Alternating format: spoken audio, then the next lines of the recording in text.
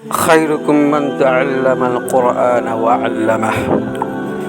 اللہ تبارک و تعالی کی بہت بڑی،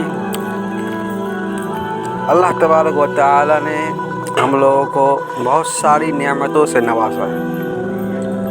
انہی نعمتوں میں سے ایک نعمت قرآن مجید ہے۔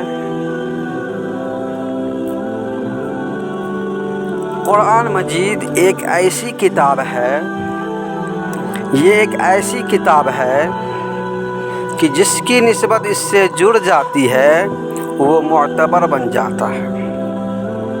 مثال کے طور پر آپ لیجئے، رمضان المبارک کے مہینے میں قرآن نازل ہوئی تو اس مہینے کا عزت و وقار بڑھ گیا۔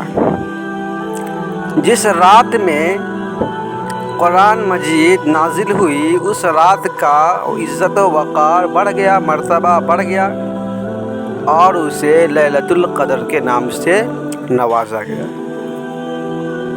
جس آدمی پر اتاری گئی یہ کتاب، وہ آدمی تمام انسانوں میں سب سے بہتر بن گئے، یعنی کہ ہمارے اور آپ کے پیارے نبی جناب محمد رسول اللہ صلی اللہ علیہ وسلم۔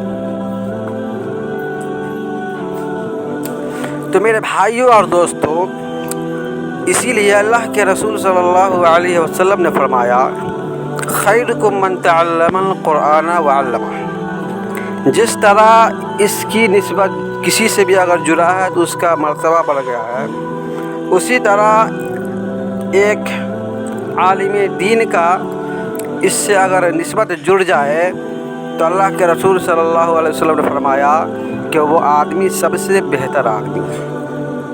کہ خیرکم من تعلم القرآن وعلمہ، کہ سب سے بہتر انسان وہ ہے جو قرآن کو سیکھے اور سکھائے۔